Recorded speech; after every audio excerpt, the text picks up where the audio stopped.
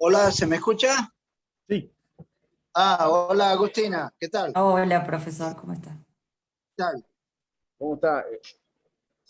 Hola ¿Viste Santi, cómo anda? ¿Viste que estás ahí, Víctor? ¿cómo? No, no, le digo a Vite, al colega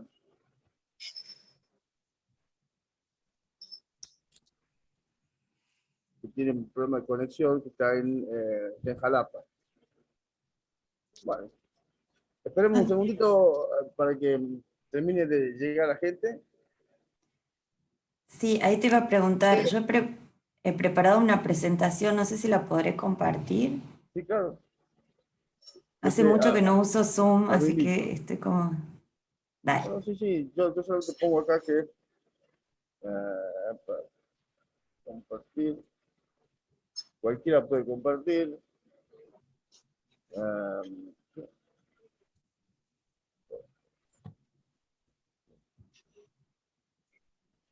Santi, sí, bueno, una pregunta técnica. Yo estoy con el celular y sí. solo veo dos imágenes, la tuya y la mía. Y cuando habla Agustina, ella, ¿es porque somos tres o hay más que yo no veo? No, no somos mucho más. Tienes que poner en vista, ver ¿Qué tengo que ver? hay ¿Cómo? debe haber un botón que dice vista, tiene que ser galería. Ajá, Vos pero estás no me viendo sale en el solamente, celular. tenés vista de hablante nomás. El celular no me da esa opción. Ahora sí. A ver.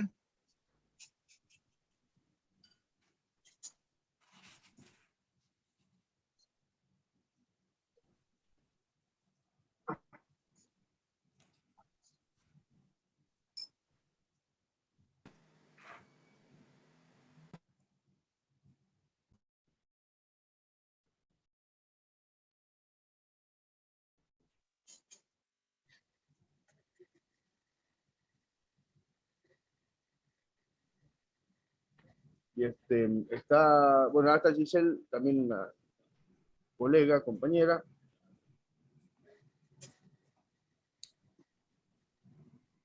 Eh, esperamos 5 minutitos, así termina de entrar la gente y empezamos.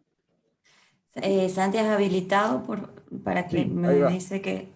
Varios participantes. A ver,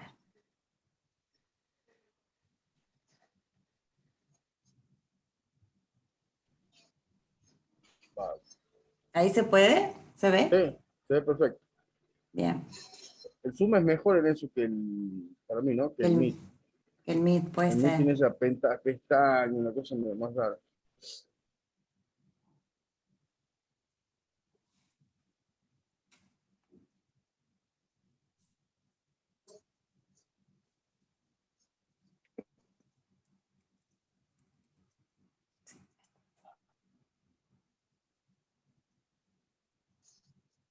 Yo me acuerdo que he participado en algunas reuniones, creo que eran las primeras del foro el año pasado. Sí, y hasta de María Cerezo, me parece que está Boy Martín. Sí, sí, sí. No, ahí era el foro sobre filosofía. Sí, Ahora, ahora no sabemos. ahora se expande hacia otras. Se expande así. Es como volvemos a ser la madre de la ciencia y ahora abuela y después nieto. Nosotros pegamos una grabada y después hacemos una pequeña edición, porque no es tan larga. Así que, si no tienes drama, ¿no? Sí, no hay problema. Digo, los derechos tuyos están muy cotizados.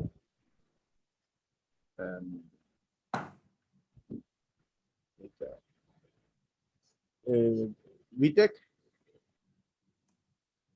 ¿estás ahí? Hola, hola, hola, hola Santiago, hola. ¿Cómo andas, Vitek? Te mandé un mail ahí para que lo Mu- mu- invites a Sánchez Durá. Sí, acabo de verlo Ah, y muchas gracias, muchas gracias. bueno, Él me dice que por la hora no podrá antes de enero bueno, no, bueno, no, mira. porque tiene Bueno, pero clases o algo, clases. pero en enero sí. ¿Verdad que seguiremos en enero?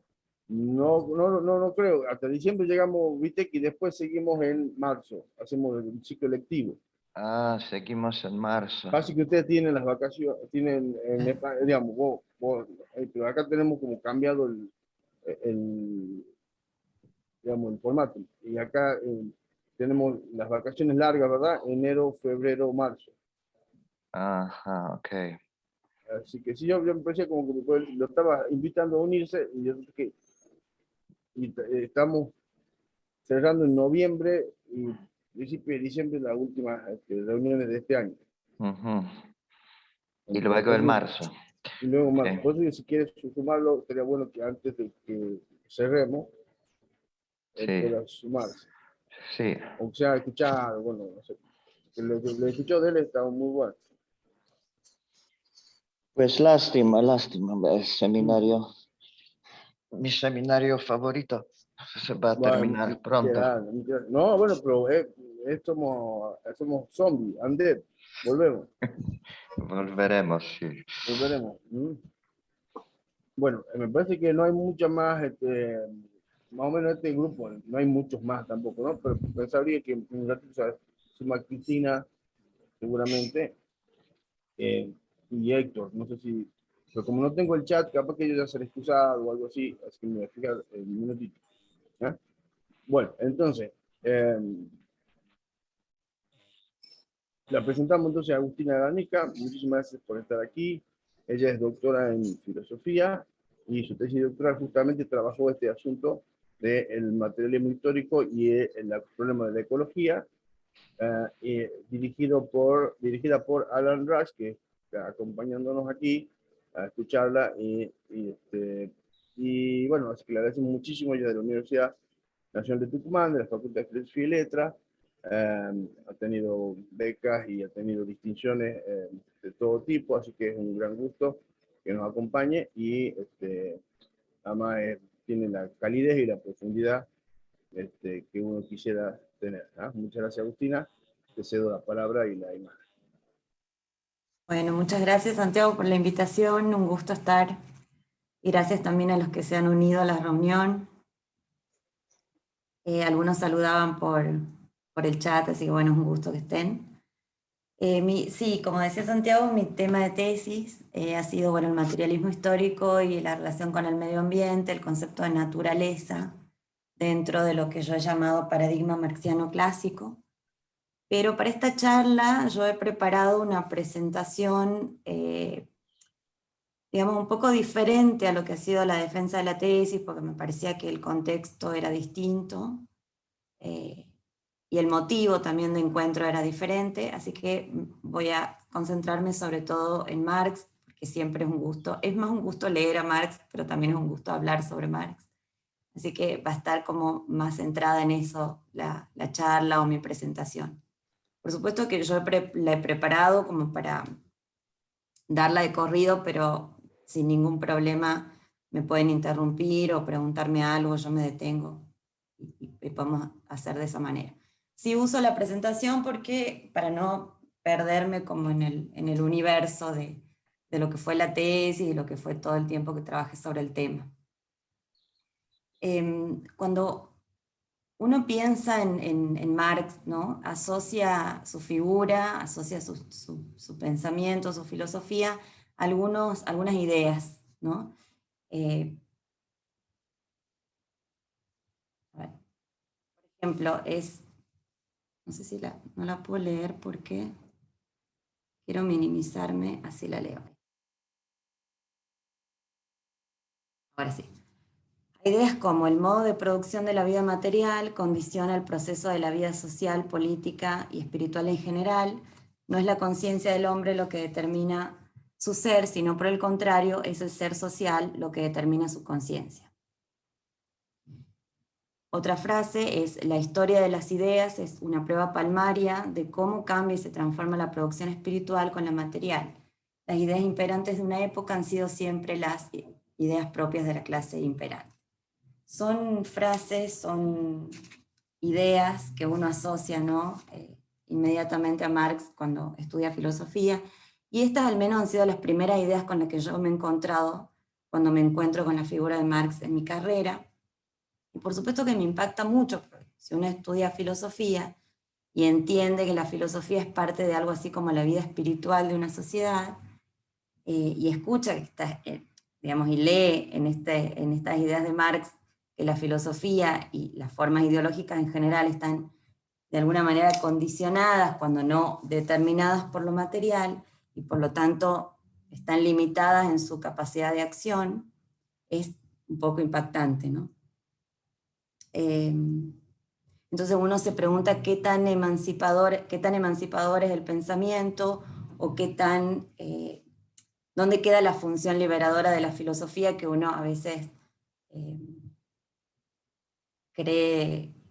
con lo que cree encontrarse cuando estudia, ¿no?, la carrera, en su primer encuentro con la filosofía.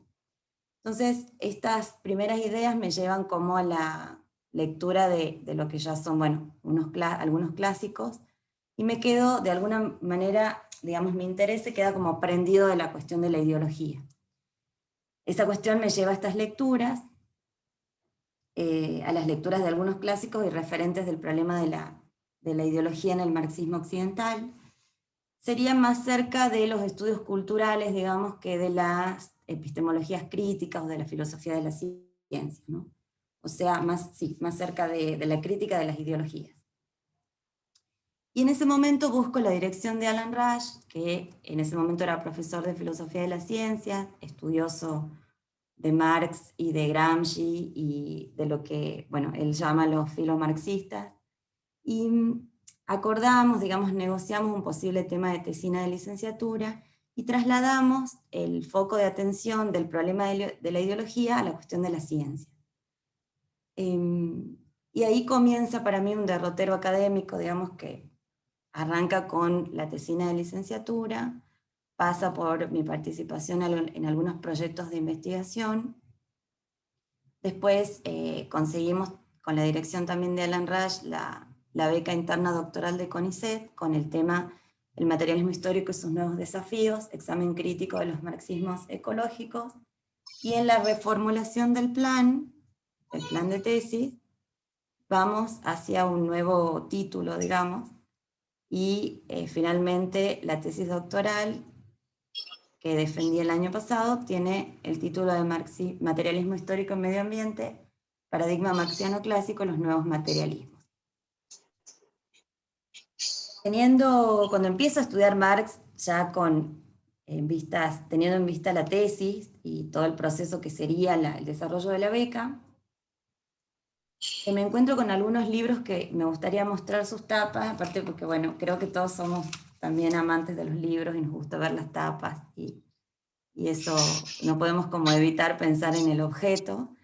Leo, me encuentro con estos libros que para mí han sido fundamentales, ¿no?, en mi encuentro en mi estudio como más sistemático del pensamiento de Marx y también de Engels.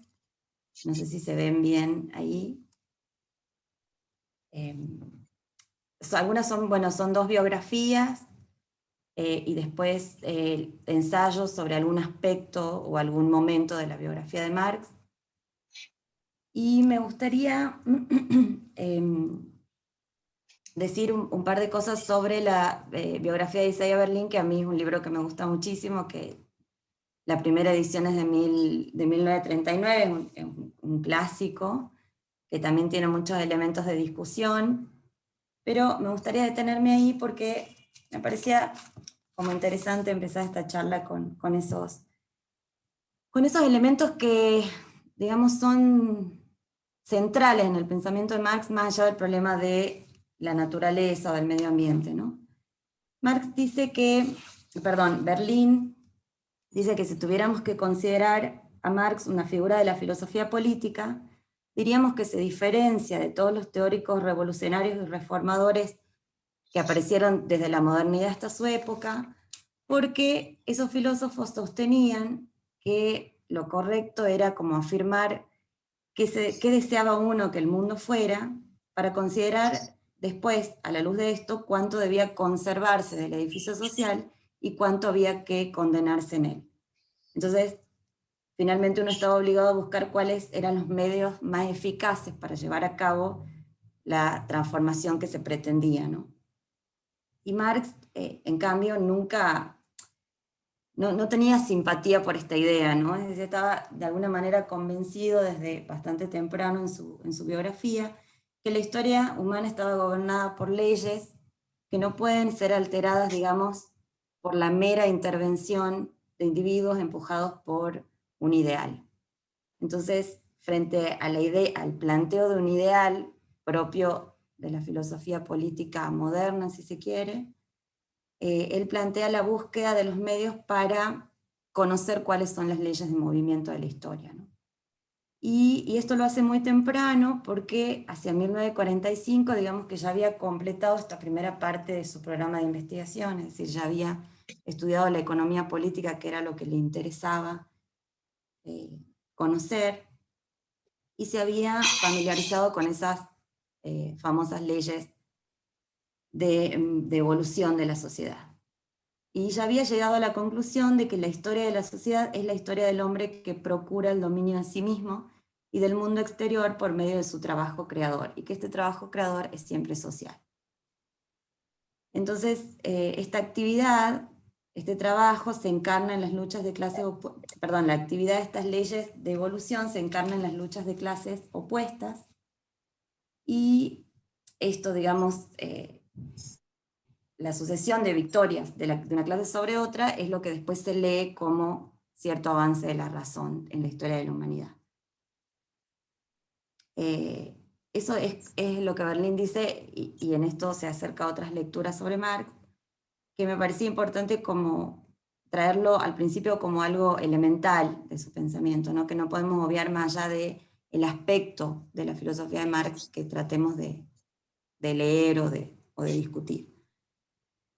Y además, otra cosa que es importante, como la mayoría de los lectores de Marx, Berlín también va a decir que este no publica una exposición completamente sistemática del materialismo histórico, sino que lo va a enunciar de manera fragmentaria, sobre todo en la primera parte de su obra, o sea que va desde los textos de 1843 hasta la escritura del Manifiesto Comunista, más o menos, y que después lo expone sintéticamente y brevemente en el famoso prólogo de 1859, y que después lo asume o lo da por descontado en su escritura posterior, en su obra posterior. Entonces, lo que se llama materialismo histórico, y que después yo voy a trasladar en el tema de la tesis como paradigma marxiano clásico, estaría disperso, digamos, a lo largo de su obra, y se trataría de alguna manera de reconstruir esa relación. Entonces, digamos, más allá del problema específico del medio ambiente o del problema de la naturaleza en su obra, a mí también siempre me ha interesado, me ha llamado mucho la atención, me ha interesado la relación de Marx con la filosofía, ¿no? Tanto con la tradición como con la práctica, digamos, de la disciplina. Y encuentro que esa relación es bastante conflictiva, y también lo es al revés, en el sentido de que también es conflictiva la relación, me parece, que tiene la filosofía o la tradición de la disciplina con Marx, ¿no? Pero bueno, eso es como otro tema. Pero es interesante la relación que Marx y Engels tenían con la filosofía, como digo, tanto con la tradición como con la práctica de la disciplina, tanto con sus colegas, digamos, ¿no? Sus colegas del momento. Y acá también trato de no evitar nunca de mencionar estos textos que me parecen importantes, que son los de Riquet, Foucault y Bolívar Echeverría, que coinciden en la idea de que Marx forma junto a Freud y Nietzsche algo así como la escuela de la sospecha, ¿no? Esto es una idea bastante conocida. Y estos tres pensadores en distintos momentos, en distintos textos, coinciden en decir que ellos inauguran una tradición que se da cuenta de la opacidad de los signos. Es decir, que dudan de que nuestras ideas sean producto del libre ejercicio del pensar. Se dan cuenta de que, por ejemplo, la convención de la cual el lenguaje es producto, o la presunta existencia del inconsciente, o las condiciones materiales de la existencia de los sujetos, de alguna manera complican las cosas, digamos que ensucian nuestro discurso, ¿no? Es decir, y además la irrupción de este tipo de ideas, la irrupción de las ideas de estos tres pensadores, o sea, de Marx, Nietzsche y Freud, supone una herida en el pensamiento, en la historia del pensamiento occidental, porque a partir de aquí es el sujeto y su lenguaje lo que se pone en el centro del debate. De hecho, Freud mismo dice en uno de sus textos que cuando menciona las afrentas al narcisismo de la humanidad, el psicoanálisis es una de esos grandes golpes, ¿no? Mostrándole el acceso limitado que tenemos al propio yo. Entonces, volviendo a la filosofía de Marx propiamente, encuentro que hay un sentido crítico que se remonta incluso al etos filosófico de Sócrates y también de Epicuro, ¿no?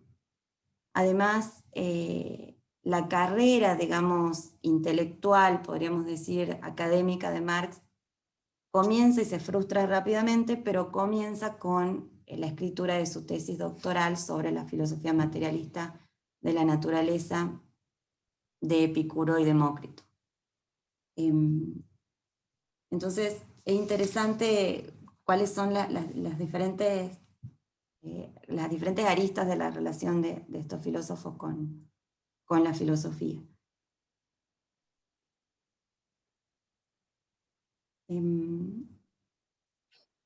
Después, también leo en su obra, en su momento he leído, que había como una intención permanente en Marx de salir de la filosofía propiamente especulativa, ¿no? Y ese intento o esa intención que parece como sobrevolar sus textos, crea una tensión permanente en sus escritos y también crea una tensión en su relación con Engels y con otros intelectuales de la época, ¿no?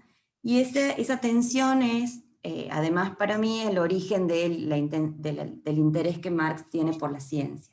Y esa crítica, esa tensión con la filosofía, lo lleva a un interés muy productivo, digamos, por la ciencia. Cuando discutíamos esto, ahora estoy acordándome que cuando discutíamos esto con Alan Rush, que está ahí, con mi director, decíamos, bueno, pero ¿qué significa que sea crítico de la filosofía meramente especulativa, ¿no? ¿Qué significa esa expresión que yo la había escrito en su momento? Decíamos, bueno, en realidad lo que Marx descubre es que las teorías sobre la realidad, las teorías, filosóficas sobre la realidad, las ideas religiosas y las ideologías en general son en realidad la expresión del anhelo de determinadas sociedades y es la expresión también del modo en que el hombre se relaciona con su medio ambiente, ¿no? Es decir, estas expresiones o estas formas ideológicas no están desligadas para nada, al contrario, no vamos a decir que son reflejos, pero sí son expresiones, primero del deseo, y son expresiones también del modo en que el hombre se relaciona con el entorno y con el resto de su especie, ¿no? No sé si alguien quiere decir algo. Me parecía que alguien... ¿No?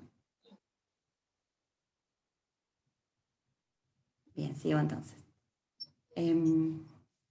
Y por otro lado, otra cosa que es importante, que eso aparece al principio de su biografía, en realidad en sus primeros textos, o en las tesis sobre Feuerbach específicamente, son las críticas al discurso tradicional, al discurso teórico tradicional, y la pregunta que sobrevuela esos primeros textos sobre la posibilidad de un discurso teórico comunista.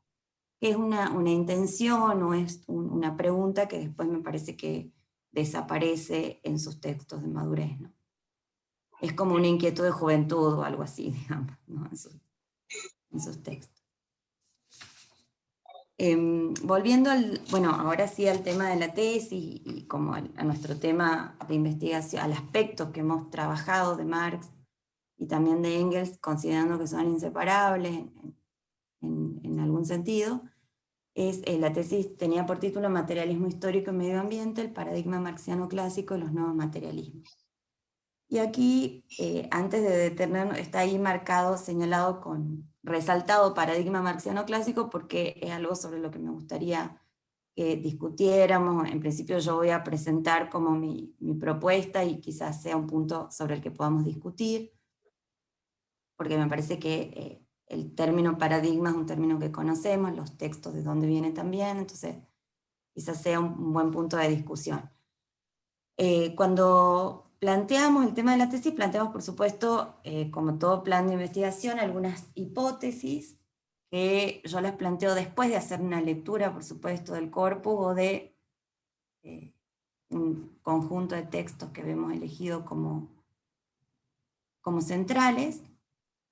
No son citas, son ideas, son hipótesis. Voy a presentar 3, voy a leer directamente la pantalla.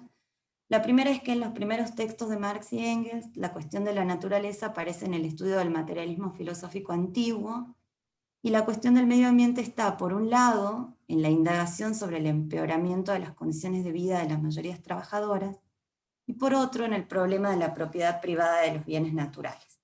Eso lo vamos a ver más adelante con detalle por qué digo esto. Desde el Capital en adelante, con antecedentes en textos de juventud como los manuscritos, se encuentran citas y afirmaciones que dan cuenta del conocimiento que Marx tenía de la incipiente ecología y la química de los suelos y su importancia para la producción agrícola. Y por último, hay una tesis implícita que atraviesa los textos revisados, sobre todo los del periodo de madurez: la incompatibilidad a largo plazo entre el modo de producción capitalista, la vida humana y no humana y la sustentabilidad de su ambiente. Estas son como las hipótesis que después hemos trabajado con más detalle a partir del corpus, ¿no? Pero volviendo al título, yo me pregunto, me parecía importante, si decíamos paradigma marxiano clásico, o si trabajamos el materialismo histórico como una teoría, parecía interesante hacer un trabajo, digamos, como un ejercicio metafilosófico y preguntarme si diciendo materialismo histórico o enfrentándonos al materialismo histórico estábamos frente a un paradigma en el sentido de Kuhn, frente a un programa de investigación en el sentido de Lakatos, o frente a una ciencia de interés emancipatorio en el sentido de Habermas. Después de revisar las posibilidades, que yo no me voy a detener acá en eso, ¿no? Pero hemos revisado como cada una de estas posibilidades de acuerdo a los textos.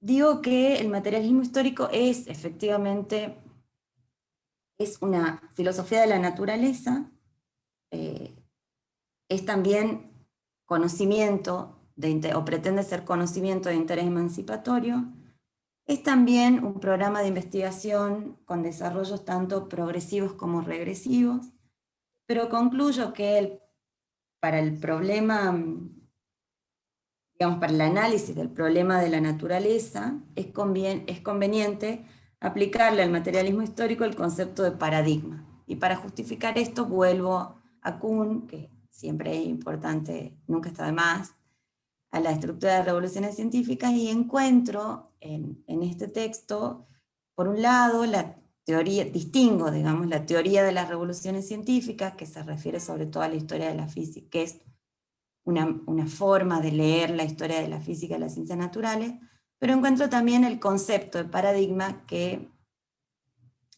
puede ser, digamos, aplicado al materialismo histórico en este caso, ¿sí? Ambos, digamos, tanto la teoría de las revoluciones científicas como el concepto de paradigma tienen su origen, en mi modo de ver, en la estructura, ¿no? ¿Y por qué digo que el concepto de paradigma vale para el materialismo histórico? Porque Kuhn se refiere al concepto de paradigma diciendo que los paradigmas tienen cierta concepción ontológica en juego, ¿sí? Es decir, los científicos, bajo un paradigma, en los periodos de ciencia normal, manejan una concepción ontológica. Este es el sentido del término que a mí me interesa, ¿no? En uno de los pasajes de la estructura, Kuhn dice, cito, los compromisos que rigen la ciencia normal no solo especifican los tipos de entidades que contiene el universo, sino que además dan a entender indirectamente cuáles no tiene. Y a mí me parecía que el materialismo histórico puede ser entendido como un paradigma en este sentido. Marx y Engels estuvieron siempre muy preocupados por el problema de la constitución material de la realidad, ¿no? Por el problema ontológico. Este problema toma en su obra muchas veces la forma del debate idealismo-materialismo, desde los textos muy tempranos hasta los de madurez. Y todo lo dicho por ambos pensadores acerca de la ideología es una manera de expresar su concepción ontológica, ¿no?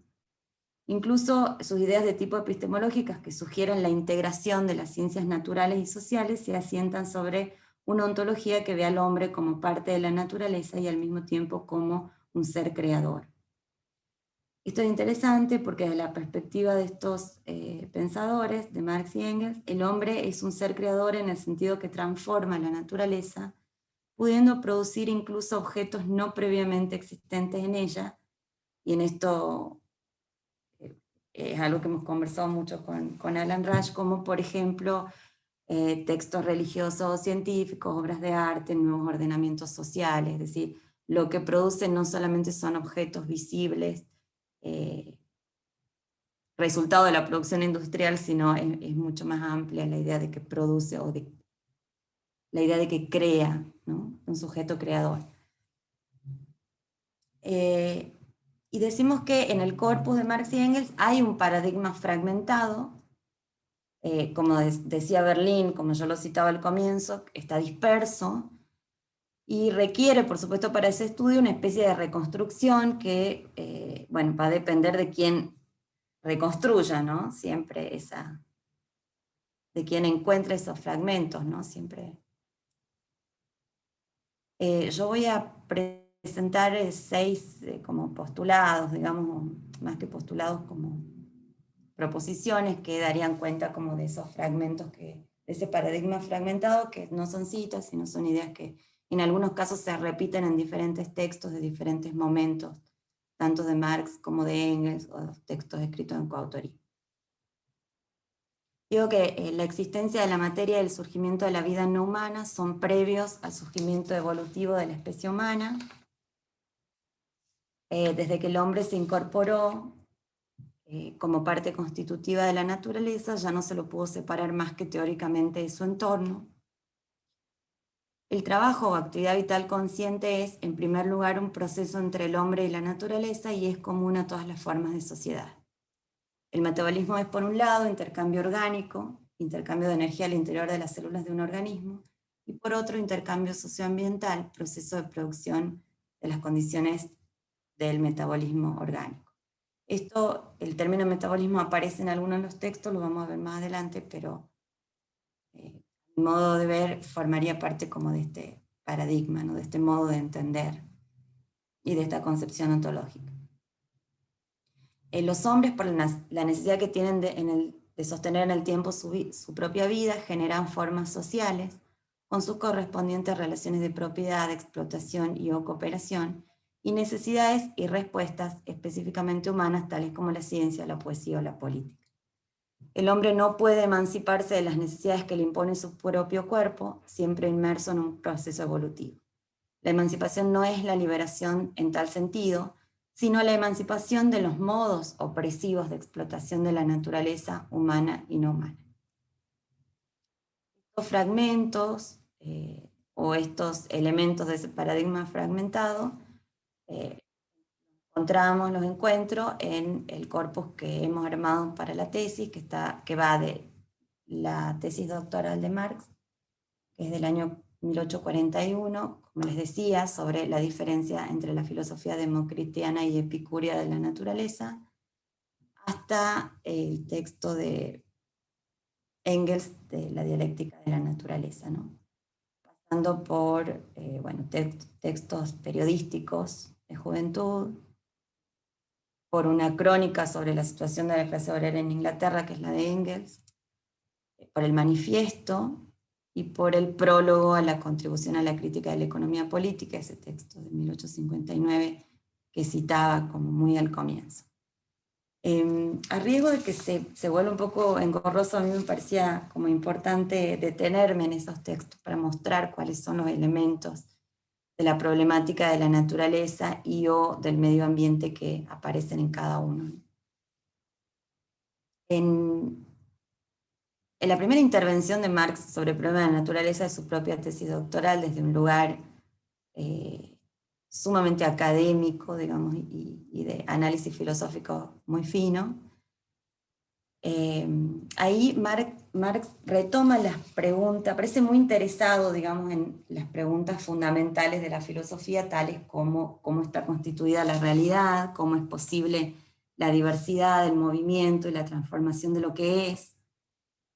Se pregunta si el mundo natural es o puede ser un modelo de interpretación de la conducta humana. No lo hace así, pero implícitamente está como sobrevolando esa pregunta. Entonces, esas preguntas son sin duda las preguntas de los primeros filósofos, ¿no? Y a partir de Demócrito y Epicuro es que asume una concepción dinámica de la realidad. Reivindican las escuelas post-aristotélicas, los estoicos, epicúreos, escépticos, que explican la realidad sensible recurriendo a principios inteligibles. Y Marx es el primer historiador de la filosofía en mostrar la diferencia entre Demócrito y Epicuro, ¿no? Mientras Demócrito es un determinista que aplica la causalidad tanto en la comprensión de la naturaleza como en el mundo humano, Epicuro, un siglo después, para Epicuro, un siglo después, el azar tiene un lugar central. Y esto es reconocido por los estudiosos de la filosofía antigua, ¿no? Reconocen el aporte que significa la tesis de Marx en el estudio de Demócrito y Epicuro. Y bueno, hay una crítica muy temprana, digamos, a través del atomismo de Epicuro, al determinismo y a las representaciones religiosas de la realidad. La tesis es del 41 y supone la culminación de su carrera académica en algún sentido, porque gracias a la censura es que Marx ve frustrada su carrera muy temprano, ¿no? Y entra a trabajar como periodista en la Gaceta Renana y cubre en el año 41, y después el texto va a ser publicado inmediatamente después, en el 42, cubre el debate parlamentario sobre una ley que castigaría a los campesinos por levantar leña de tierras privadas. Entonces así pasa Marx de un trabajo sumamente académico, de estudio, digamos, a un artículo periodístico, digamos, ¿no? Crítico, periodístico. Y es la primera vez que se refiere a la propiedad privada de los bienes naturales o bienes comunes, es decir, entendiendo la leña como un bien colectivo. Hay interpretaciones que asignan a Marx, que le asignan a Marx en este texto, por ejemplo, la interpretación de Daniel Ben-Said, un rol de periodista ambientalista, ¿sí? Pero yo creo que en realidad la crítica de Marx en este momento se centra en la esfera legal y en la defensa de los pobres y del Estado racional, ¿no? Sus críticas a la sociedad civil y el mismo concepto de proletariado aparecerán en su obra un año después, en un texto sobre Hegel. Es decir, en este momento su crítica, hay una defensa de los pobres y del derecho consuetudinario de proveerse de esa leña que había sido descartada, digamos. Todavía no hay una intención, me parece, ¿no? Yo no estoy de acuerdo con esa interpretación. En los manuscritos es un texto como ha sido muy importante para la tesis, ha sido muy importante en mi formación, me parece también ese libro. Aquí economía, digamos, y filosofía se funden en una nueva concepción de hombre y de naturaleza que transgrede como la histórica separación entre ambos, ¿no? Tanto entre naturaleza y hombre como entre economía y filosofía. Aquí se pregunta qué relación real, histórica y material se daba entre el sujeto productor y la naturaleza. La naturaleza entendida como su propia corporalidad, es decir, como la corporalidad del sujeto productor, y como el material a partir del cual el hombre crea sus medios de vida. La naturaleza acá también aparece por primera vez como objeto de las ciencias y se anticipa la confluencia, que es muy actual, de ciencias naturales y ciencias humanas al comprender el medio ambiente como el entrelazamiento de la realidad material dada para el sujeto, con las diferentes formas sociales. Y acá se define también el trabajo, y que es una definición que después lo va a acompañar, por ejemplo, en el Capital. El trabajo se define como la relación activa, productiva del hombre con la naturaleza, o con lo que se llama mundo externo sensorial. Y esta definición de trabajo trasciende todas las formas de sociedad. En el capitalismo el trabajo es trabajo alienado, esto lo sabemos también, es una idea que asociamos siempre a Marx, ¿verdad? Es la degradación del hombre en tanto ser biológico, semiótico y social por parte del modo de producción capitalista. Y también hay un problema acá con la división entre máquinas, hombres y animales, y esto lo ve tempranamente en los manuscritos y después lo vuelve a analizar en el Capital. Marx dice en un momento que, cito, el trabajador siente que actúa libremente en sus funciones animales, comer, beber y procrear, a lo sumo en la vivienda y el adorno, etc. Y en sus funciones humanas solo se siente un animal. Lo animal se convierte en humano y lo humano en animal. Hay un texto que en el corpus le sigue a los manuscritos, que es el de Engels, que a mí me parece importantísimo también, un texto central de la historia de la filosofía, diría yo, del siglo XIX, que es la situación de la clase obrera en Inglaterra. El conocimiento de la realidad proletaria, para Engels, y esto lo dice explícitamente, es una necesidad para quienes pretenden elaborar teorías socialistas significativas. Engels aprovecha las obligaciones que la empresa familiar tenía en Inglaterra, en algunas ciudades, en Leeds, Londres y Manchester, y escribe una de las crónicas, digamos, de la experiencia industrial más importantes de su tiempo. Había otras, pero es reconocida como uno de los libros sobre la experiencia industrial inglesa más importante. Y en ella, en este libro, él expone y analiza el costo humano, social y ambiental del desarrollo del capitalismo, que por supuesto que en Inglaterra era ejemplar. Y lo hace, como decía, justamente porque cree que el conocimiento de la realidad proletaria es una necesidad para quienes pretenden elaborar teorías socialistas.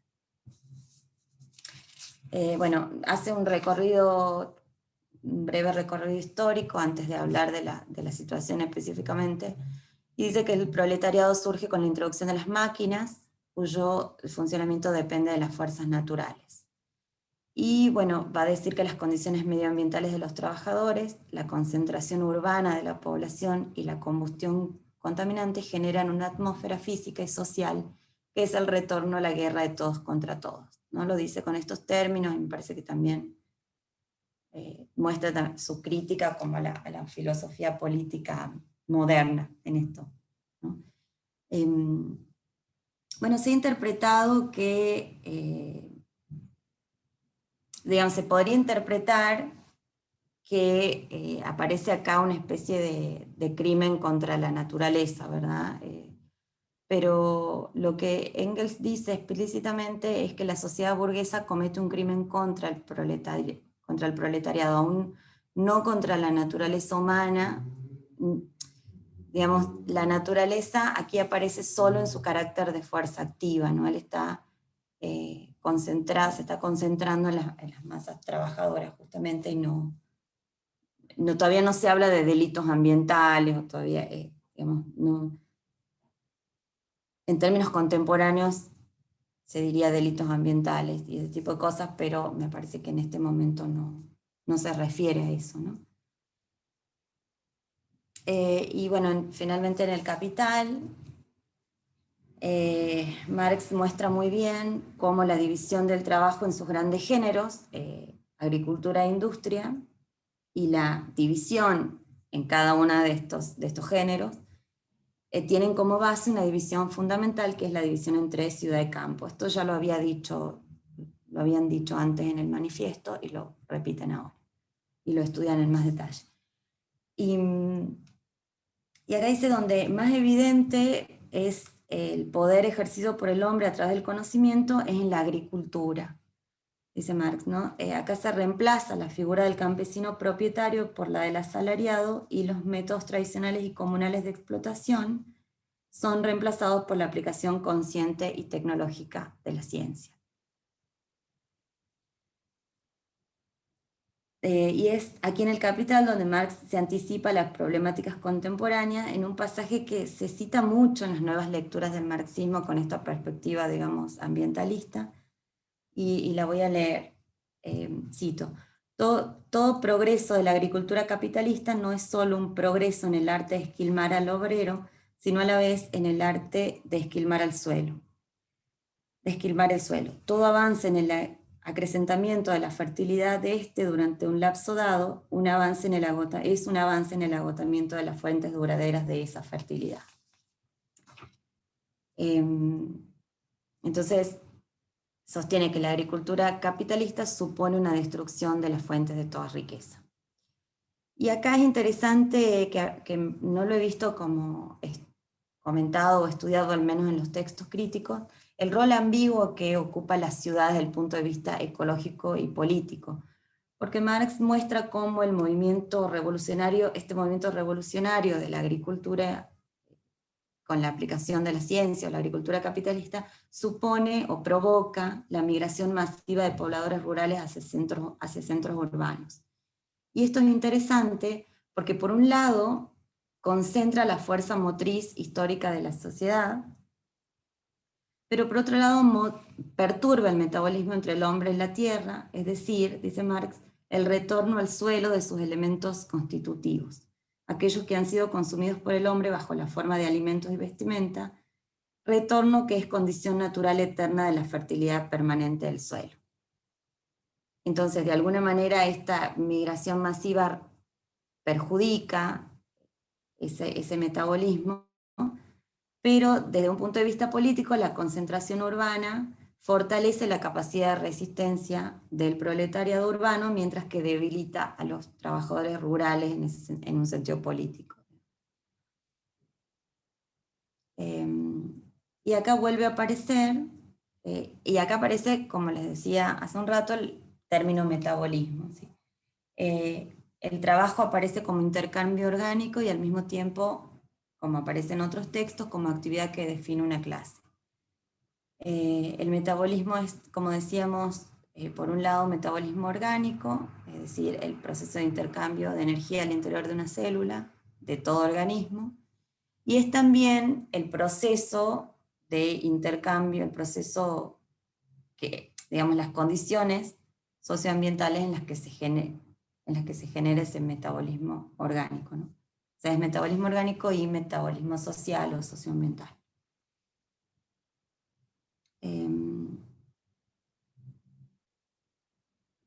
Y acá la aparición del término metabolismo en El Capital es problemático, porque uno puede pensar que es en realidad una metáfora, una transposición de un concepto científico al discurso de la filosofía, ¿no?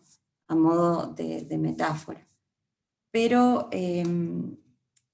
para entender el significado del concepto, hay que tener en cuenta que El Capital, que aparece en los años 60, que es una época en la que en la ciencia se daba una orientación general hacia la energética que Marx conocía en ese momento.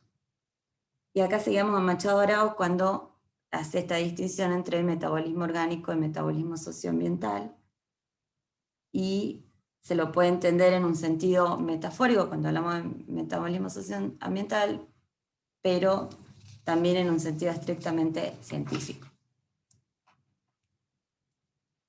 Y por último, hemos trabajado también dos textos de Engels, el Anti-Düring y la dialéctica de la naturaleza, que son textos en los que también Engels muestra su interés por la energética, ¿no? Y por las ideas sobre la evolución, que ya estaban, por supuesto, tomando protagonismo en el campo de la ciencia. Esto se ve también en las cartas. Hay una edición de las cartas sobre las ciencias de la naturaleza y las matemáticas, que entre Marx, Engels y otros científicos, donde se ve que ya comentaban los avances en la teoría evolutiva, comentaban incluso a Darwin, etc. y la publicación del origen de las especies. Bueno, Engels pretende mostrar cómo la ciencia en su desarrollo histórico arranca las capas ideológicas de la creencia en la fijeza, descubriendo el movimiento como principio central del mundo natural. Y así el siglo XX para él significará el regreso a la concepción de la naturaleza en movimiento que era propia de los antiguos, con la sola diferencia esencial de que lo que fuera para los griegos una intuición genial es en nuestro caso el resultado de una estricta investigación científica basada en la experiencia y por ello tiene una forma más determinada y más clara. Esto, digamos, para cerrar con el corpus, con los textos que he ido presentando, y sobre este corpus hay como, nosotros hemos encontrado 3 interpretaciones clásicas que son, bueno, acá tengo las tapas de los libros de nuevo por ponerle un poco de color a la presentación, que son, bueno, las interpretaciones clásicas, digamos, que hemos llamado clásicas sobre el problema de la ecología o el problema de la naturaleza en Marx. Tienen, por supuesto, diferencias, han aparecido momentos diferentes, tienen suelos ideológicos, políticos y geográficos diferentes, pero yo no sé si avanzar sobre esto, detenerme, quizá podríamos como conversar un poco sobre lo que ya he dicho y dejamos esto como si queda un momento. No sé qué te parece, Santiago. Como vos quieras. Estamos más o menos, tenés 5 minutos, si fuese esto un... y después empezarían las preguntas. Si querés sellar en 5 minutos alguna idea o algo así como, o quieres que hablemos, ¿qué quieres? A ver, vamos a pasar.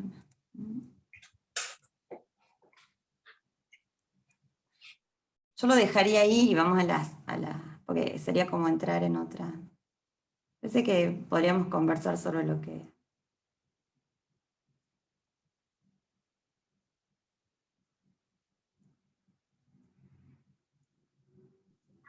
Bueno, muchísimas gracias, Agustín, entonces, por la charla. No, gracias a usted. Abrimos entonces ahora la... Se me cortó.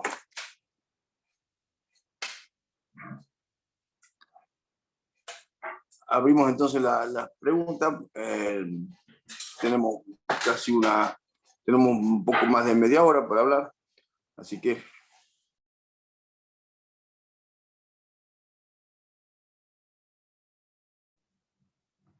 Bueno, les agradezco la escucha. Espero lo hayan podido seguir.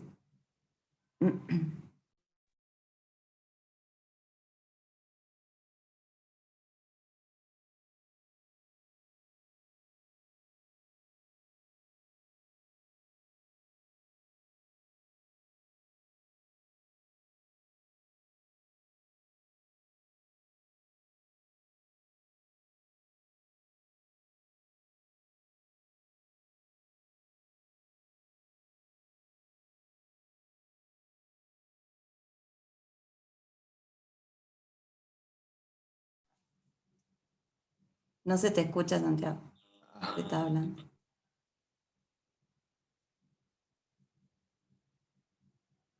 Sí, yo tampoco escucho a Santiago. No.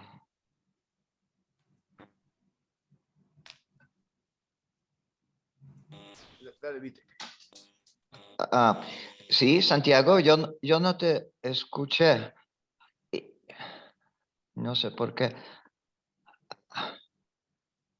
Agustina, ¿me escuchas? Sí, sí te escucho. Pero no escuchamos a Santiago. No entiendo por qué. No, he tenido un problema de conexión. Estoy con un problema de conexión. Ok, ya te escuché, sí. Haz tú la pregunta y después puedo yo.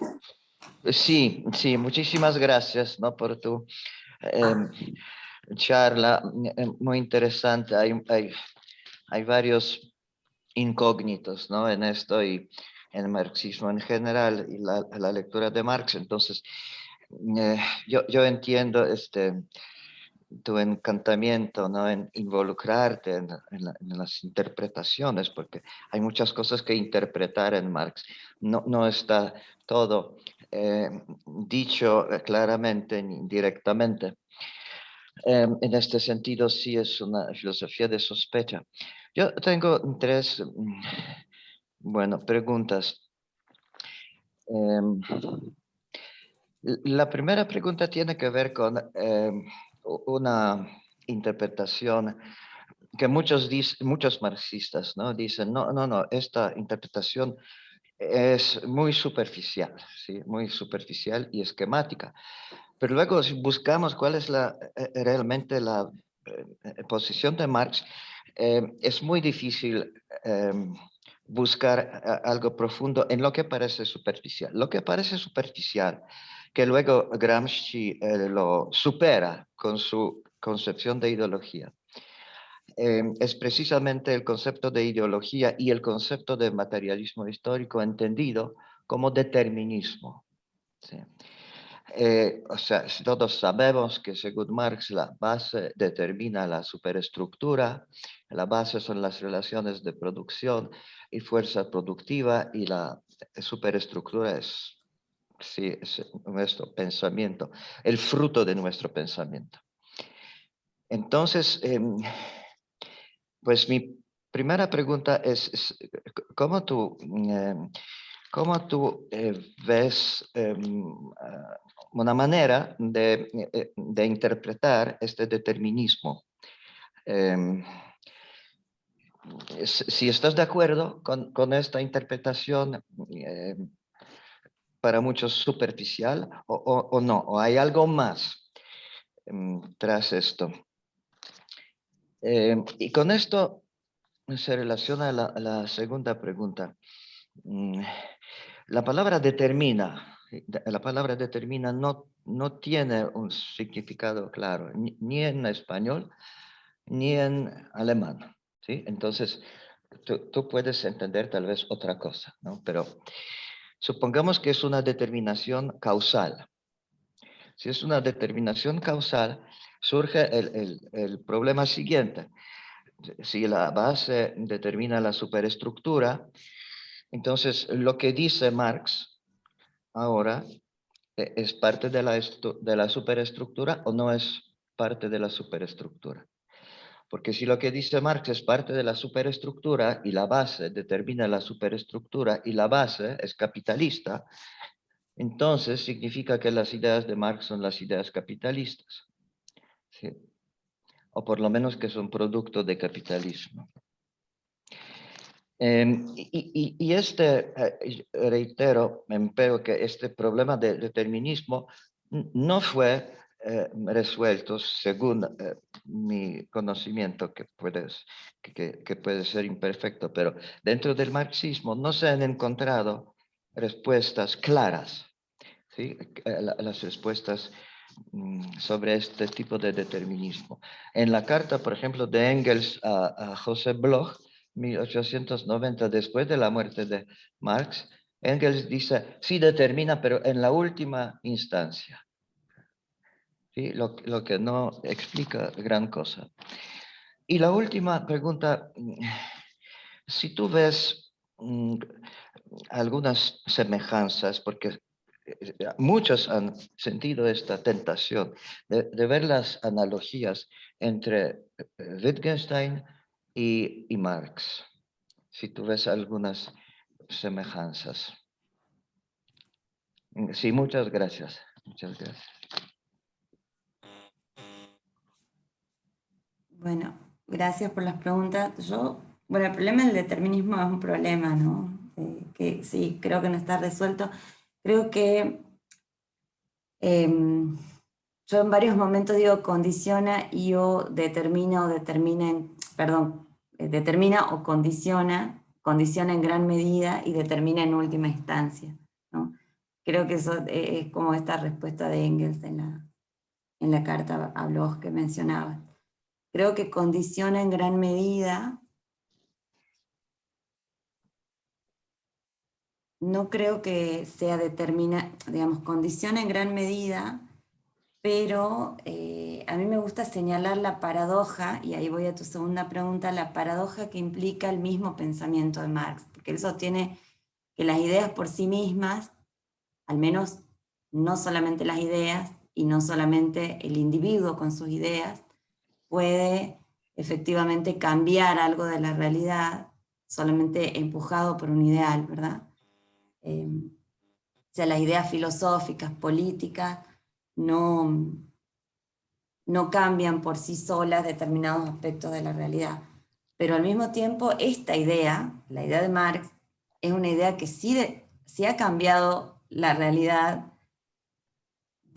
por lo menos de algunos países, ¿no? Entonces, histórica, digamos, se produce la paradoja, esa paradoja de sostener que las ideas no transforman, pero sus propias ideas significan una transformación no solamente en la historia del pensamiento, ¿no? Sino otro tipo de transformaciones políticas, económicas, etc. O sea, eso por un lado. Y después está el problema de dónde se ubica Marx entonces, si sus propias ideas están dentro de esas formaciones ideológicas, son modos de, como dice, intentos de resolver los conflictos que surgen de la base económica o material, o se pone en un punto por fuera, ¿no? ¿Cuál es el punto en el que se ubica entonces? Si no es parte de las formaciones ideológicas, ¿dónde se ubica? ¿Dónde lo podemos ubicar? O sea, ¿es posible que se salga de ese planteo sin caer en una contradicción? Ese es un problema, ¿no?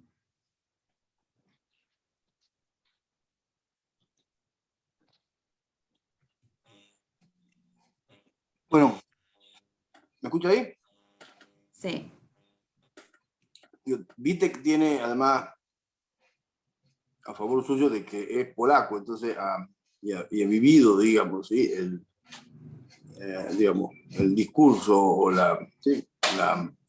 Las interpretaciones, ¿no? Y eso creo que tiene gran valor y de hecho es muy crítico del actual gobierno polaco, pero después hablamos si quieres.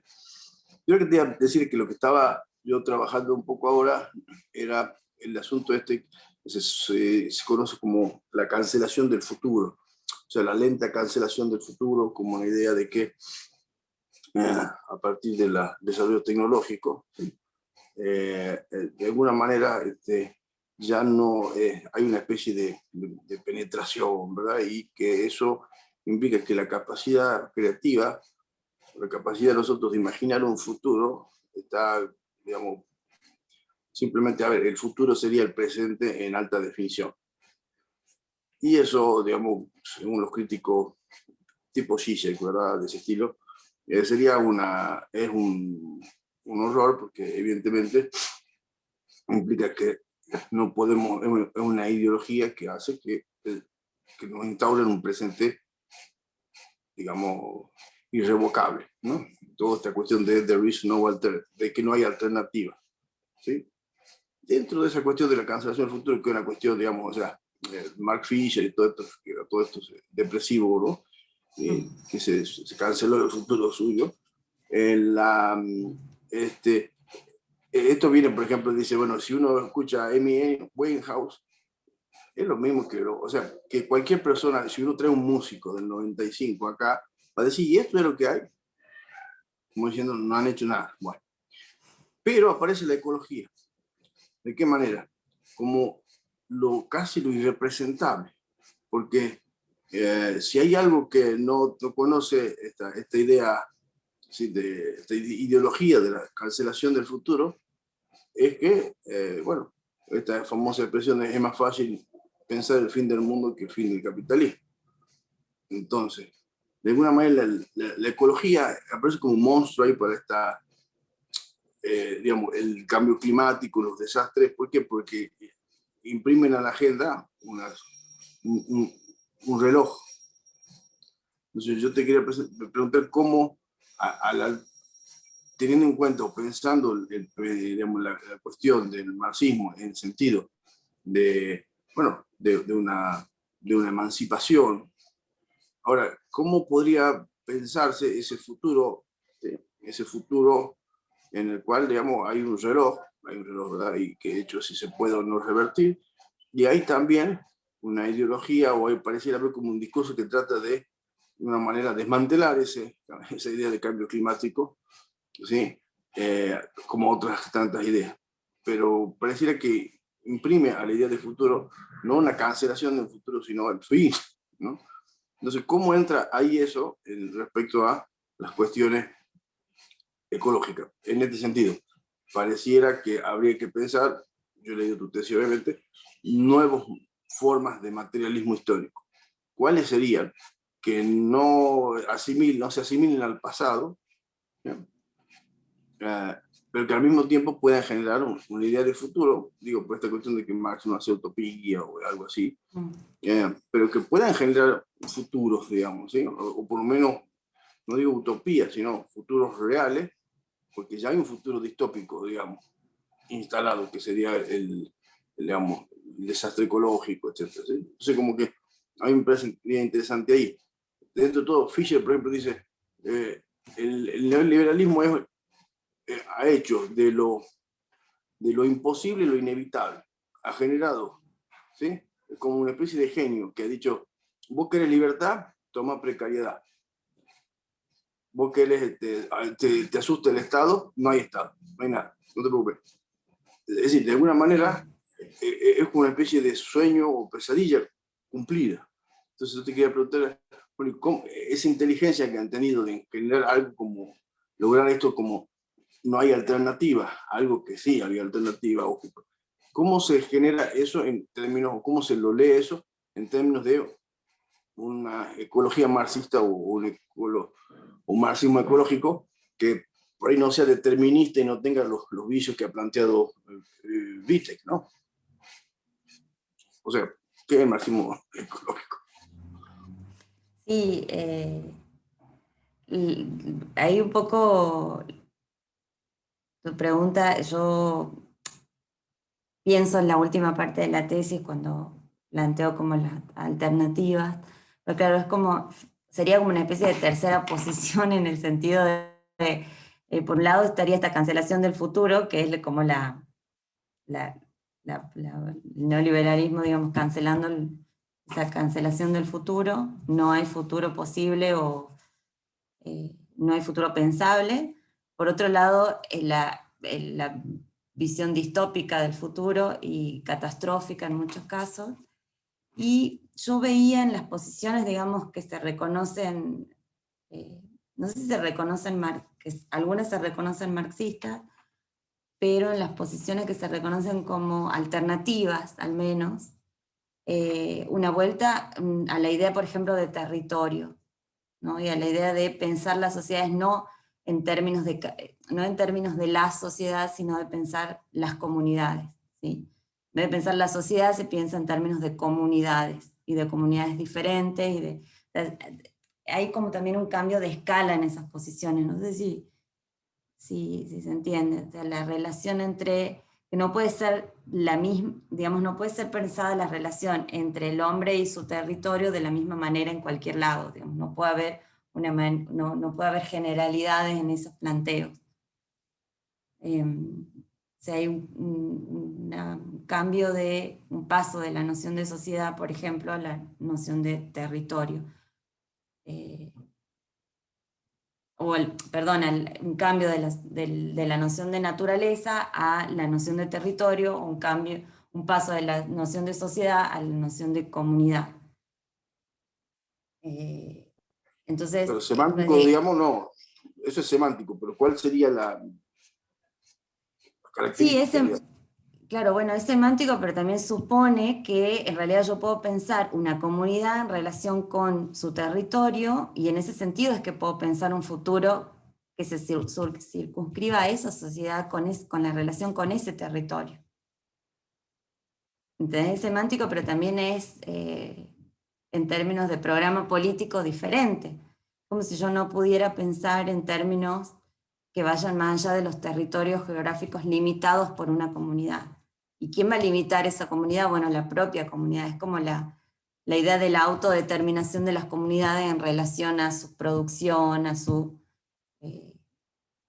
a la forma de vida, que es complicado, digamos, pensarlo así en el contexto capitalista, es decir, no. Pero es incluso como salirse de la discusión de si hay un futuro o no, es decir, bueno, ¿qué es lo que hay en términos de una comunidad? No en términos de la humanidad, no sé cómo decirlo, ¿entendés? Es como no pensar en términos de la humanidad, como si no hubiera forma de pensar en términos de la humanidad para un programa político posible. Porque es como si yo pensara en términos de la humanidad, solo se puede pensar en utopías o distopías. O se puede pensar en la cancelación del futuro, o se puede pensar en un futuro absolutamente distópico, catastrófico y al mismo tiempo en una marcha hacia eso que es irreversible. Hay una fragmentación sin duda en esas posiciones, ¿no? Hay una manera fragmentada de encarar la cuestión, digamos, porque, digamos, la pregunta es hasta qué punto se puede pensar en la autodeterminación de una comunidad, en un territorio, en este contexto, digamos, en un contexto global, donde no sé si hay elección posible. Yo digo porque muchos de los movimientos ambientalistas, digamos, piensan en términos de territorio, aunque tengan conexiones con otras comunidades, ¿no? Incluso con comunidades que tienen situaciones de vida muy diferentes, pero me parece que se piensa en términos de escalas menores. ¿Me entendés?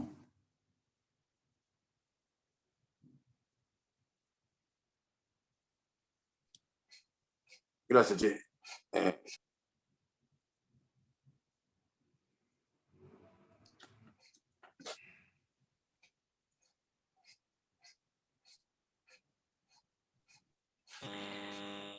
Bueno, yo quería decir ad vocem, pero no existe ad vocem en este sistema.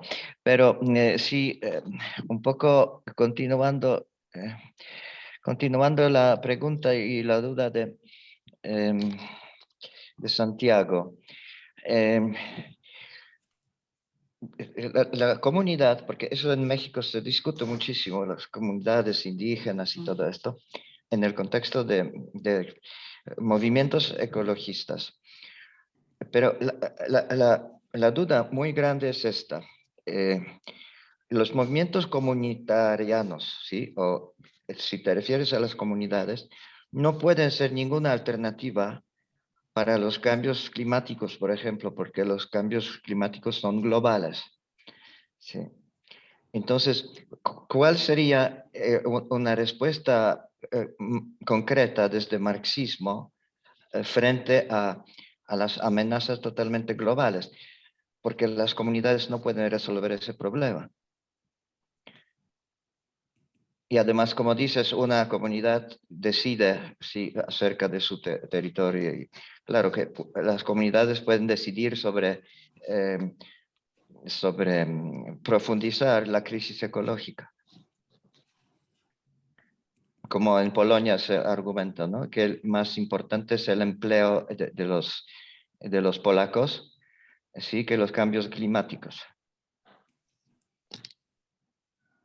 Sí, de hecho, un movimiento comunitario no puede afrontar una crisis global, Sí. ni ambiental, ni económica, no lo puede hacer. O sea,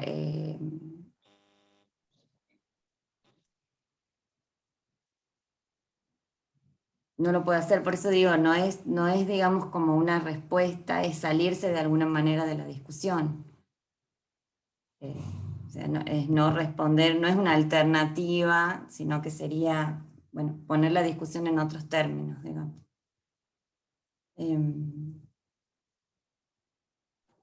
Claro, porque además también uno puede pensar que parte, lo que siempre se ha hablado, ¿no? Que parte del discurso es para mantener atrasados los atrasados, ¿verdad? Y además en las comunidades, ¿cómo se genera?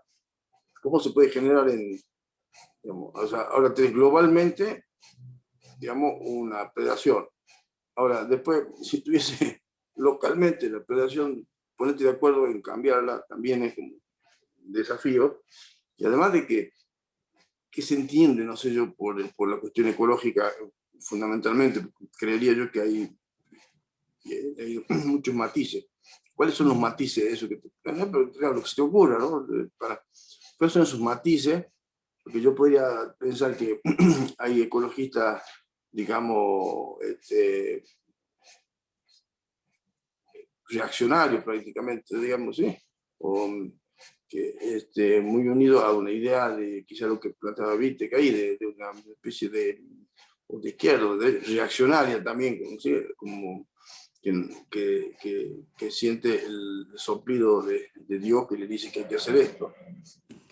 Contra lo cual vos te has despachado todo el tiempo. Digamos. O sea, vos querés presentar un Marx más orgánico, más no determinista, por lo menos en su comienzo y al final. No sé. Entonces, ¿cómo sería ese ecologismo que vos, o en esas relaciones con el marxismo? Lo que se te ocurra, ¿no? Sí, pensaba que, digamos, la idea que a mí me interesa, que en realidad es una idea filosófica, es esta idea de que es inseparable el hombre de su entorno, digamos. Es como que esta idea de Marx de que una vez que la especie humana se integra, digamos, una vez que surge la especie humana, ya no es separable de su entorno más que teóricamente. Digamos, esta idea me parece que es importante.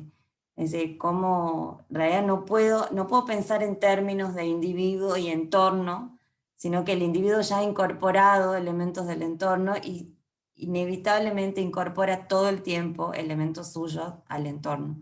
Es decir, esta idea de que yo puedo conservar, digamos, no, creo que están muy lejos, digamos, ¿qué es lo que no sería una posición marxista, podríamos decir?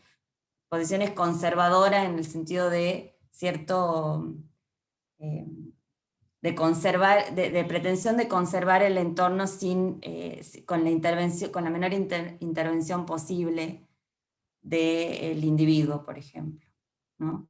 O sea, esta idea de que el ambiente tiene que ser conservado tal cual y el individuo tiene que retirarse cada vez más.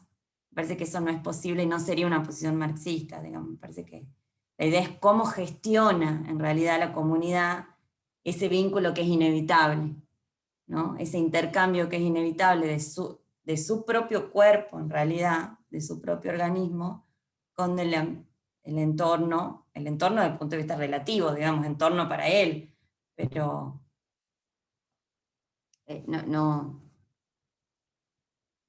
no funciona de esa manera. Entonces me parece que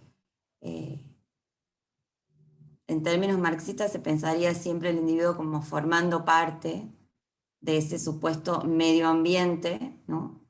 O sea, como que la naturaleza en realidad es el individuo y es lo que se conoce como medio ambiente para el individuo y para el resto de los organismos.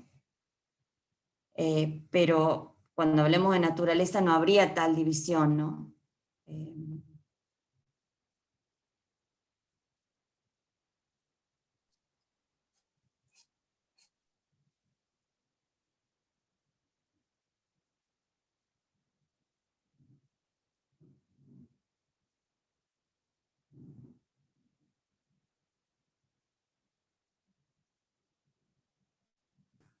Está apagado tu micrófono, Santiago. Está apagado tu micrófono. ¿Alguien más que quiera pelear con Agustina, Cecilia, Mauricio, Sí, Alan? sí se me oye, que quería comentar algo Sí. también. Sí, es que, bueno, me quedé un poco con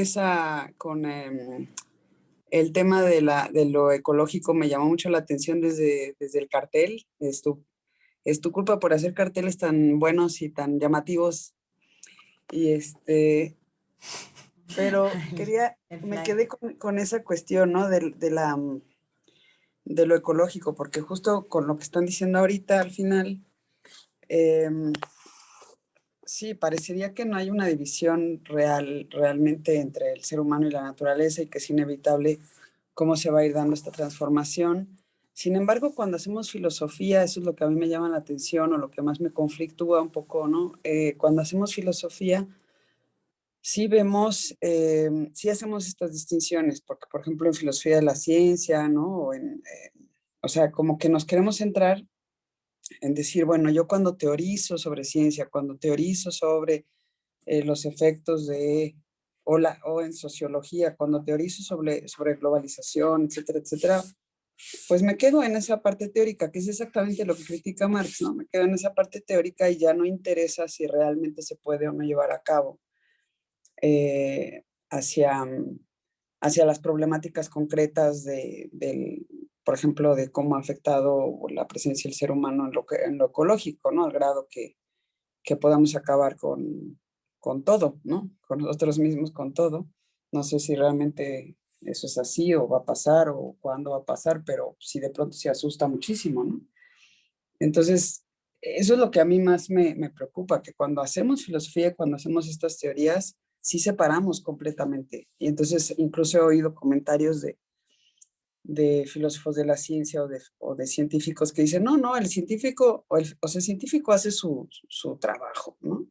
Y el filósofo de la ciencia puede reflexionar, pero no tiene por qué venirle a decir a la ciencia que reflexione sobre eso, las consecuencias de eso, ¿no? Y cuando quiere uno meter en filosofía de la ciencia, por ejemplo, temas de ética, dice, no, no, no, eso es otra cosa. O sea, no tenemos la obligación de hacer cosas relacionadas con ética. Y yo rápido digo, bueno, sí, pero la ética es una parte de la filosofía y si hacemos filosofía de estas cosas, entonces tenemos cierta responsabilidad ahí. Pero yo sigo viendo como que esa parte también que dice, no nos interesa hacer eso, ¿no? Porque el trabajo es otro. Entonces lo que es difícil es hacer una comunión otra vez, entre la teoría y entre la práctica, ¿no? Yo siento que eso se sigue viendo muchísimo. Eso era lo que me interesaba de tu tema de la ecología, a ver qué piensas. Sí, es verdad. Es cierto, cuando vos te comentabas esto, pensaba en cuando yo durante el cursado del doctorado, que tenía que hacer, bueno, cursos de posgrado, he podido cursar en varias oportunidades con grupos de científicos naturales, sobre todo con biólogos, con algunos que se dedicaban a biología de la conservación, en algunos cursos sobre de filosofía de la ciencia o de ecología o de la idea de este nuevo enfoque que pretende no separar lo humano de lo natural, bueno, pero me daba cuenta que en la formación de estos, la mayoría doctorando en ciencias naturales, con temas de biología de la conservación, ecología, ecologismo, ambientalismo, eran como rarezas en su formación, digamos. Hacían un curso de estos en medio de, no sé, 15 cursos específicos de su disciplina, porque eran temas justamente que no estaban acostumbrados hay muy poco en la formación todavía, cada vez más, ¿no? Pero, o en ciencia, digamos, la discusión, me daba cuenta entre los biólogos, por ejemplo, era que en realidad el científico natural tenía que tener una mirada de conservacionista, digamos, más allá de si se dedicara o no a la biología de la conservación, que era como un área, digamos, específica. Entonces se discutía esto, ¿no? Hasta qué punto vos puedes ser científico natural y no identificarte con una posición que tenga en cuenta a la naturaleza no como tu objeto, sino como parte incluso de tu propio cuerpo, ¿no? Entonces, como la concepción de la naturaleza, la concepción de la práctica científica variaba mucho dependiendo del área a la que se dedicaran los científicos, ¿no?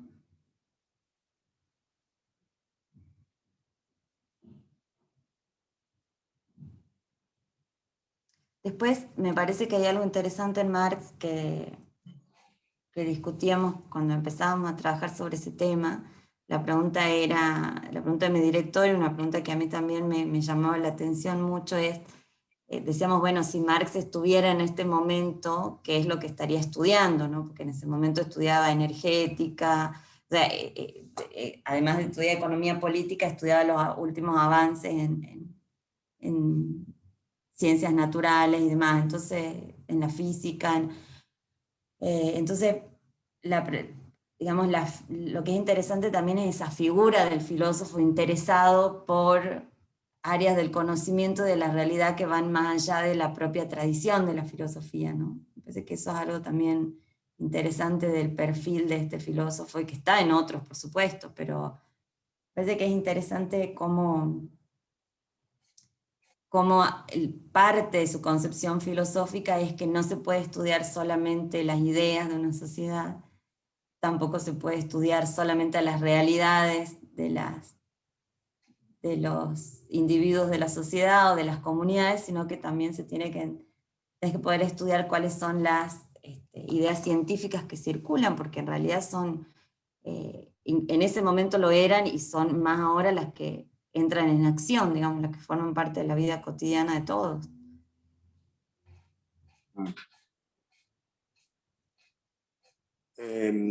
Yo puedo preguntarte ahí justo, ya que viste que ha trabajado mucho con, y te viene así como peleando, digo, ¿cómo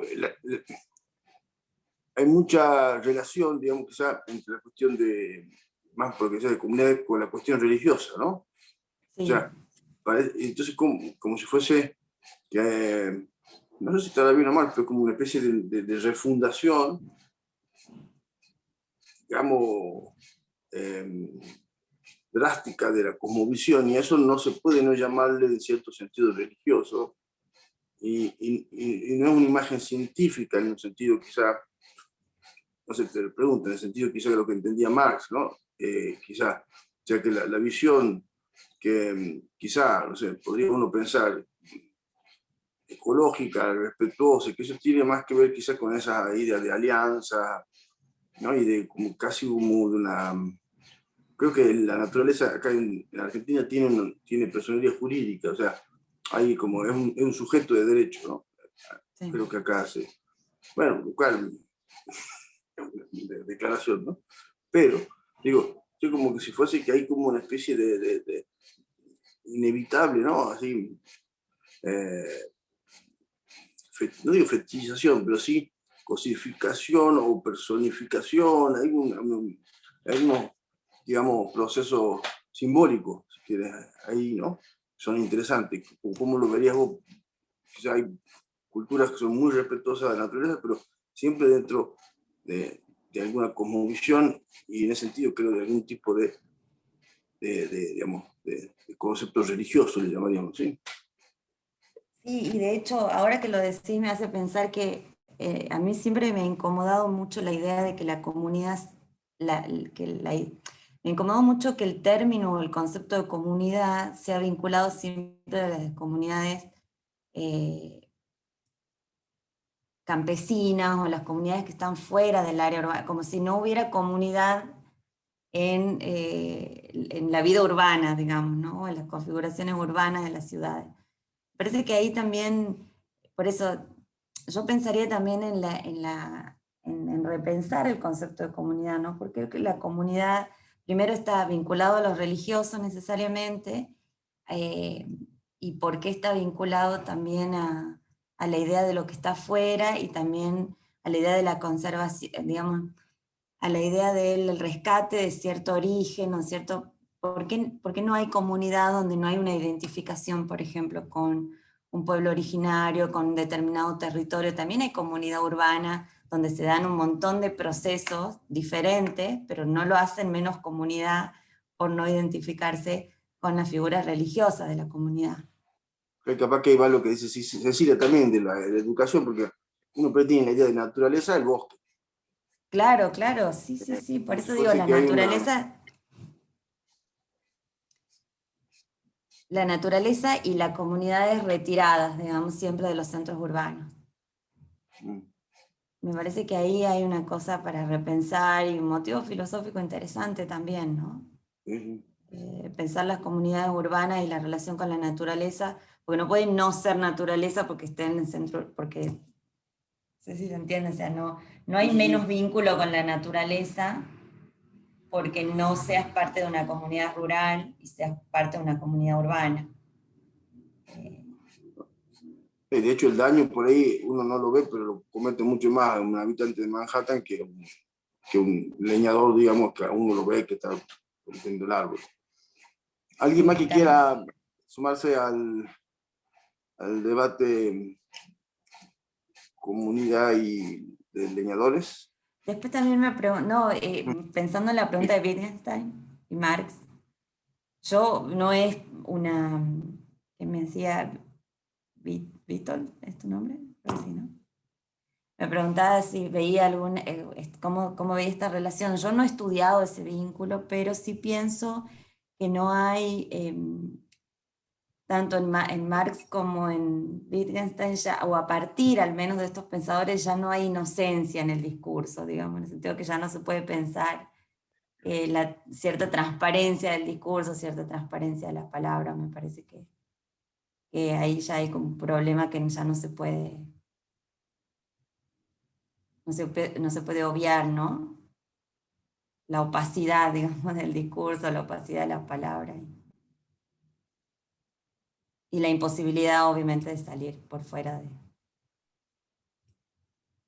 Creo que Alan Rush estaba saludando, no, pensaba que quería decir algo, creo que estaba saludando.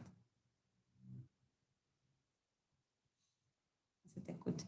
O quería decir algo y se fue, porque le pasa. ¿Viste que quería decir algo, acotar algo para...? Sí, yo te pregunto, porque hay varios textos que Marx, No se escucha mucho, viste, que no, te escucha muy lejos. que sí, no sé por qué. Digo que si me escuchan ahora, ¿me escuchan bien o mal? Bien ahí. Bien, bien. Bien. Bueno, yo te preguntaba por esto porque hay varios textos que comparan a Marx con Wittgenstein. Por ejemplo, modo de producción con forma de vida, el papel de la conciencia, sí, el papel del lenguaje. Estos son los puntos parecidos, temas que desarrolla de manera parecida Marx y Wittgenstein. Y sin embargo, yo siempre veía mucho más diferencias que similitudes. Por ejemplo, Marx era cientificista en algún sentido. Y lo que preguntabas, si estuviera ahora Marx, pues seguiría con la ciencia. Y de hecho, yo creo que la respuesta que hubiera dado Marx si lo hubiera pensado es que hay una parte de ideología que es totalmente objetiva, que es precisamente la ciencia. Entonces, él estaba convencido que lo que él hacía era precisamente la ciencia. ¿Sí? La ciencia que queda fuera que debe de quedar fuera de ideología. Esto debió de haber sido la manera en la cual Marx pudo haber pensado esto. Entonces la ciencia sí.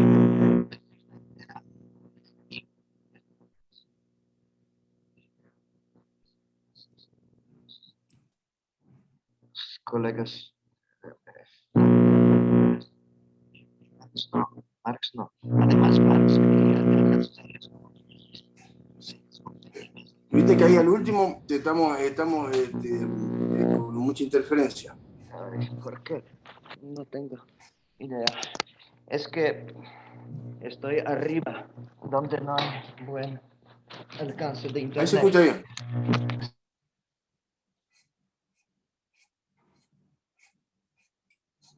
Bueno, más o menos nos da un panorama. Bueno, gracias, más o menos se Sí, sí. escuchó. Sobre todo el tema del antidualismo. Creo que en eso Wittgenstein y Marx se llevarían bien. Alan quería hacer alguna pregunta. ¿Papi?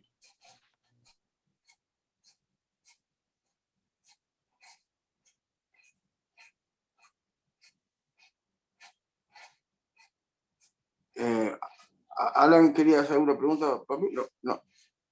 Uf.